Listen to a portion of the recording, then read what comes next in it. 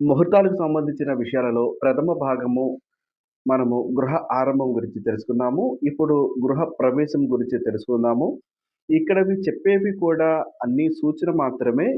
గృహ ప్రవేశం కానీ, గృహ ఆరంభం కానీ, ఇతర విషయాలు ఏది చెప్పినా కూడా ఆ రోజు మీకు ఏదైతే రోజు మీకు గృహప్రవేశం చేయాలి అనుకుంటారో, ఆ రోజు మీకు తారాబలం కుదిరిన రోజు మాత్రమే అంటే భార్యాభర్తలు ఒకవేళ పూజలో కూర్చుంటాము, గృహప్రవేశము చేసేది, సత్యనారాయణ వ్రతం చేసేది భార్యాభర్తలము అనుకుంటే ఇద్దరికి కూడా తార కలిసే విధంగా చూసుకోండి. గృహప్రవేశం కొరకు 1, 3, 5, 7, 10, 11, 13, 15 తిథులు మంచివి. రోహిణి, మృగశిర, ఉత్తరస్త్రయం అంటే ఉత్తర మూడవ పాదము, చిత్త, అనురాధ, ధనిష్ట, శతభిషము, రేవతి, పుష్యమి నక్షత్రములు మంచివి. వృషభము, మిథునము, సింహం, కన్య, వృచ్చికము, ధనస్సు, కుంభ, మీనములు లగ్నములుగా ఉండుట మంచిది.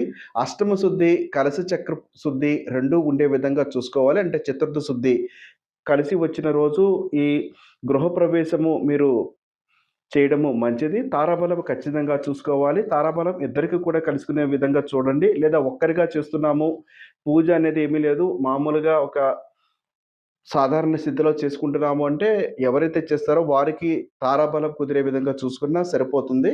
కాబట్టి ఇట్టి నిర్ణయం తీసుకునే క్రమంలో ఒక్కసారి 1కి 4 సార్లు ఆ రోజు ముహూర్త బలం బాగుందా లేదా చూసుకోవడము ముఖ్యము.